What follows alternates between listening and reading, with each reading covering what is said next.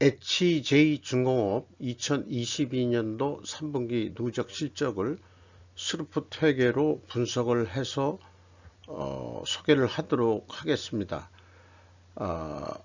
어떻게 하다 보니까 노 코멘터리로 등록이 돼 가지고 다시 녹음을 해 가지고 재업로드 하는 것으로 그렇게 진행을 하겠습니다. 매출이 0.2% 감소했고요. 영업이익은 191%가 증가했습니다.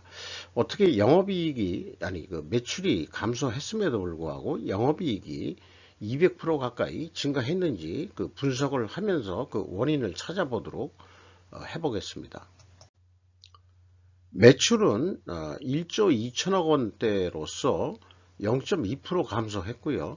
매출 원가가 2.4% 내려갔습니다. 그래서 매출총액이 52% 증가했고 영업이익은 129%가 증가한 것으로 전환이 돼서 전년도 160억 적자에서 47억 원 흑자로 그렇게 결산이 됐습니다. 스루풋 회계로서도 매출에 비례하는 매출 재료비가 1.5% 내려갔습니다. 요거까지만 봐서 매출 감소율보다 매출 변동비 감소율이 더 낮은 것은 원재료 및 외주비가 상대적으로 하락했다고 그렇게 추정을 하게 됩니다. 스루풋 3.5% 증가했고요. 스루풋율 1% 상승했습니다. 운영비용 6.7%를 줄였습니다. 이 흑자 전환에 또 도움이 됐겠죠. 영업이익이 158억 원으로서 전년 동기 대비 191%가 크게 증가해서 흑자로 전환이 됐습니다.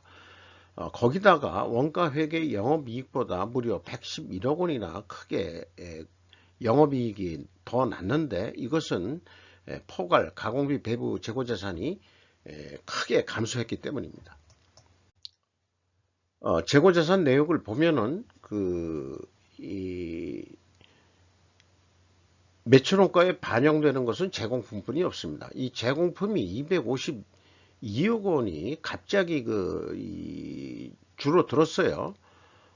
그리고 계약자산이 500억이 감소한 것이 스루풋상으로 영업이익이 크게 증가한 주요 원인이 되겠습니다.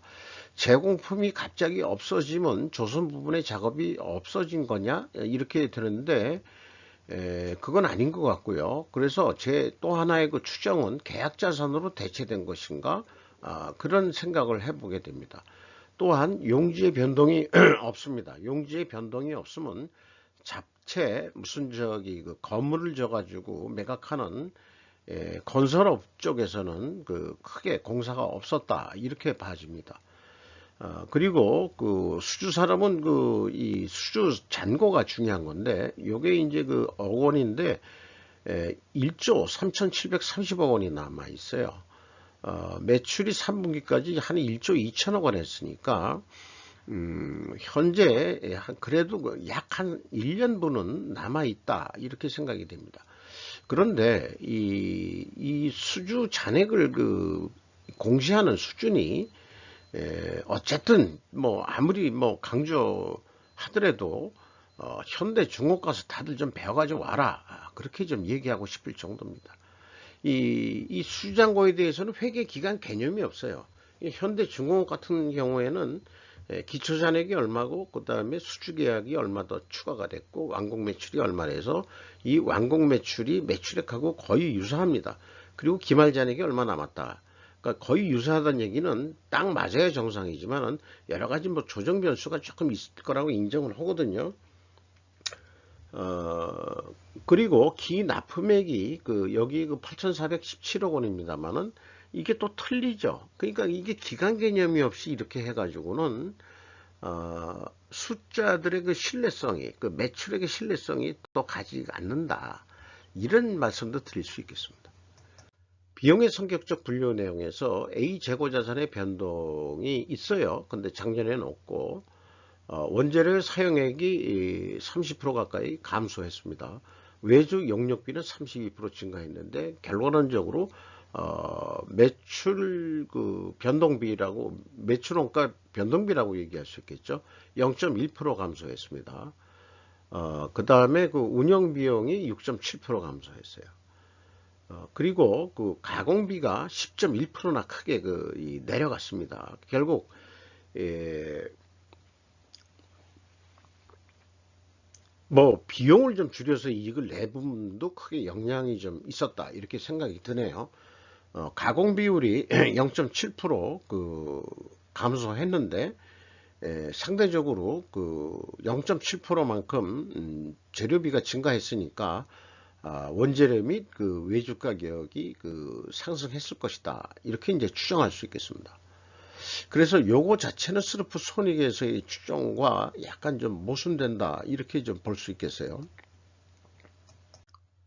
그래서 회사가 제시한 걸 보면은 요 부분은 좀 더 좀 자세하게 공시를 한 것이 또 좀 좋습니다. 왜 그러냐 그러면은 가중 평균이 가장 바람직한 거거든요. 이 가격 추이에서. 그런데 매출 비중이 있습니다. 여기 이 품목별로 조선 부분에. 그러면 가중 평균 원재료가 5% 상승했다. 이렇게 볼 수 있겠어요.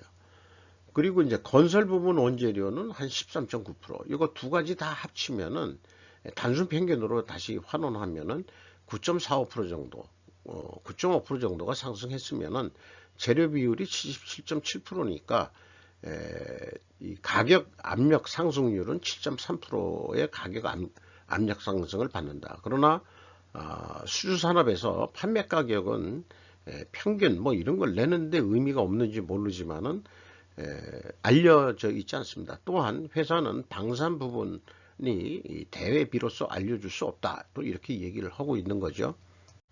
재고자산 매출원가 회계 투명성 검증 3단계로서 먼저 1단계 PQ 총 제조 비용의 차이가 있습니다. 차이 금액이 올해 3분기에 무려 493억 원이 차이가 있습니다. 생산 재료비로도 똑같은 차이가 있고요. 이것이 구체적인 내용은 결국은 재고자산의 증감액의 차이인데 WCAI는 제가 계약자산을 포함시킨 거고요. 회사가 제시한 것은 어떤 근거가 뭔지는 모르겠습니다만은 작년에는 없었고 6억 5,600만 원밖에 재고자산의 변동은 없었다. 그래서 차이액이 여기 위에 있는 1단계 차이액과 일치를 합니다.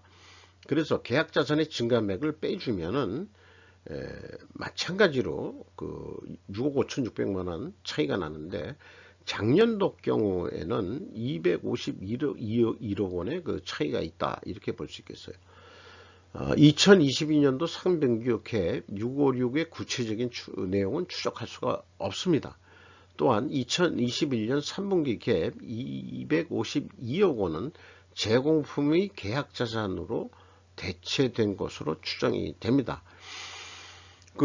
계약자산이 갑자기 200 매독이 없어졌죠. 재고자산 명세에서 보면은.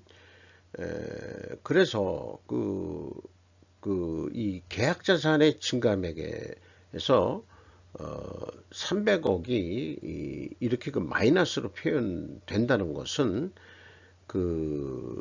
뭐라 그럴까요?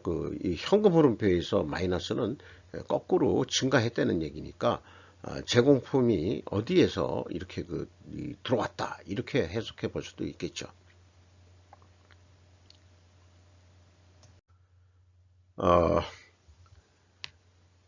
재고자산 회계 투명성 3단계로서 잔잔하지만은 맞지가 않습니다. 그리고 이 현금 흐름표 계약자산도 딱 맞아떨어지지가 않습니다. 이 정도는 뭐 대손상각 차이인가 이렇게 생각해 볼 수 있겠고요. 주요 운영 비용으로서 인건비가 1315억 원이 집행이 돼서 전년 동기 대비 13.6% 증가를 했습니다. 그리고 직원 수가 58명이 증가가 됐네요. 일자리 창출에 대해서는 감사하게 생각하고요. 평균 3분기까지의 평균 임금이 6,450만 원인데 임금 인상이 10.4% 인상된 것으로 그렇게 산출이 됩니다. 1인당 연말까지 평균 임금은 한 8천만 원 선으로 예상이 됩니다. 지급 수수료가 19% 크게 증가를 했습니다. 그리고 대표이사가 홍문기 씨로 1962년생인데 HJ중공업이 주로 조선업을 중심으로 하는 건데, 이제는 조선업이 거의 뭐 문을 닫았다. 이 부산의 조선소는 아직 좀 남아 있는 겁니다만은, 핵심적으로 필리핀 수빅 조선소의 운영에서 운영 비용은 이제 나중에 말씀드리고, 경영평가 지표에서 이 포괄 가공비 재고자산 회전율이 5.1%로 상승을 했습니다. 그리고 수르푼율이 1%가 상승을 했습니다. 이렇게 동일 방향 상승이면은 재고자산 매출원가 회계 투명성이 있다고 그렇게 가정을 합니다. 이 투명 가정도 입증을 해야 되는데, 원재료 및 외주비 가격이 하락했어야 됩니다. 그 수주 판매 가격 상승의 상대적 하락으로 얘기할 수도 있어요. 수주 판매 가격이 크게 상승했다면은 또 그 수주 판매 가격 상승해야 된다. 그러나 이제 수주 판매 가격은 우리가 알 방법은 없고요. 입증 데이터는 모순이 되어 있음을 이미 확인했다. 그렇다면은 어떻게 말하자면은 더 합리화할 수 있는 길이 뭐 있겠느냐. 그거를 또 다음 단계에서 또 좀 얘기를 해보기로 하고요.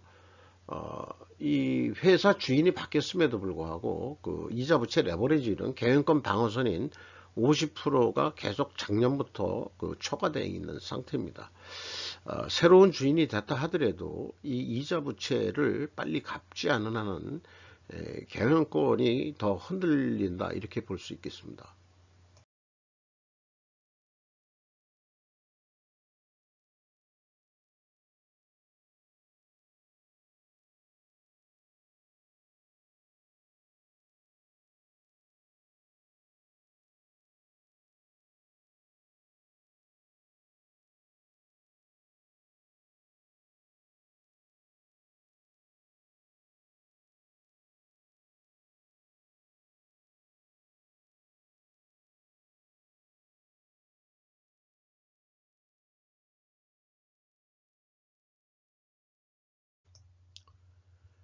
그 논리도구로서 충분조건 논리도구인데, 재고 회전율과 스루펀율에 대해서 다시 논리적으로 좀 생각을 해보면은, 재고 회전율과 스루펀율이 순방향으로 상승을 했다. 그렇다면은 투명하게 가정을 한다. 왜냐하면 원재료 및 외주비 하락과 수주 판매 가격 인상 데이터 확인이 되기 때문이다. 그러나 결과는 모순됐었죠. 그리고 수주 판매 가격은 확인조차 하기가 어렵습니다. 그러면은 제가 HJ중공업을 위해서 변호를 한다고 한다면은 입증을 위해 필히 존재할 다른 결과를 생각해 봐야 되는데, 아마 WCI 회전율은 계약자산 포괄 제공이 크게 감소한 것이 상승 원인일 것이다. 이렇게 외에는 다른 거는 좀 생각해 보기가 어렵네요. 재고 회전율이 상승한 거에 대해서는.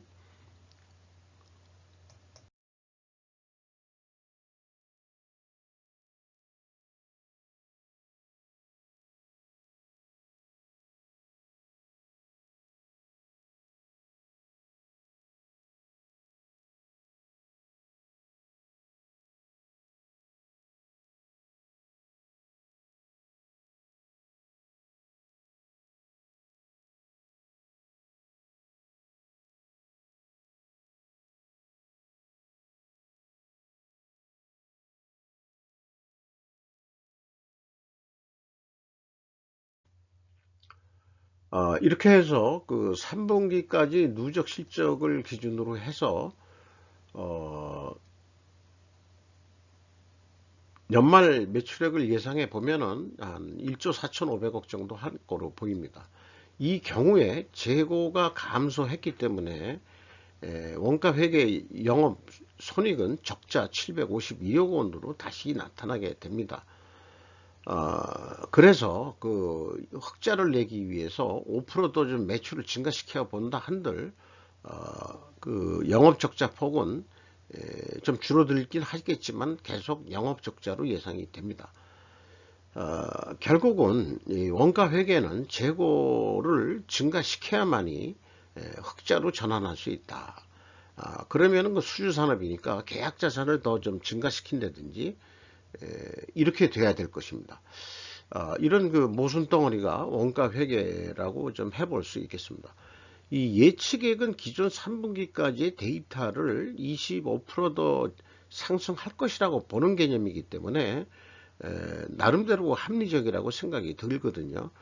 그래서 그 재고가 줄면은 그 매출 원가가 더 상승하는 것을 이렇게 보이게 됩니다.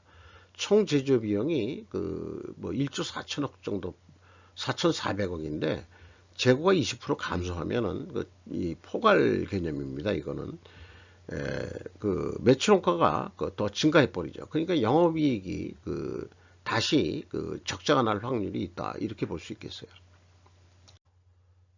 그래서 스루프 관점으로 본다면은 스루프 관점도 그 1조 4,500억 원 할 수 있다. 이렇게 됐을 때 역시 적자 그 186억 정도 예상이 됩니다. 이것을 흑자로 돌리기 위해서 하는 방법은 결론은 포괄 가공비 배부 재고 자산 회전율을 6.8회전 성공시키는 겁니다. 그 6.1% 증분하는 건데 수주산업에서 그 이 포괄 그 가공비 배부 재고 자산 회전율을 상승시킨다는 의미는 현재 진행 중인 공사를 적기에 빨리 끝내서 추가 매출 인식을 한다는 개념입니다. 그래서 만약 이게 성공을 한다 그러면은 한 257억 정도 영업이익이 나지 않겠느냐 이렇게 봐지고요. 그걸 못한다 그러면은 영업 적자로 아마 결산이 될 것 같습니다. 이 차이, 이 443억 원이 여기에서 왔다 갔다 하는 그 중간 어디에서 결산이 될 거라고 보입니다. 주가는 그 4,090원이나 그 폭락을 했습니다. 장부 가격 155%에서 85%까지 떨어졌고요. 5% 이상 주주를 보면은 에코프라임, 마린, 퍼시픽, 유한 회사가 66.85%, 리잘 커머셜 뱅크가 8.53%, 그리고 랜드뱅크 오브 더 필리핀의 랜드뱅크가 5.1% 지분을 소유하고 있습니다. 외국인이 19.36%를 가지고 있는데 이 두 군데 거를 다 합친 이게 포함되지 않았냐 이렇게 생각이 됩니다. 국내에서 HJ 중공업에 그 외국인들이 왜냐면 요걸 그 두 개를 합치면은 한 13.5%니까 13.5%를 더하면은 13.5%를 더하면은 한 80% 정도 되잖아요. 근데 외국인이 19% 가지고 있다면 거의 다 가지고 있는 거니까 내국인은 그럼 하나도 없다는 얘기거든요. 그러긴 어렵기 때문에 여기에 외국 자본을 포함시켜서 얘기하는 건가 이렇게 생각이 들긴 합니다. 이상 HJ 중공업을 재업로드해서 올리는 것으로 하겠습니다. 감사합니다.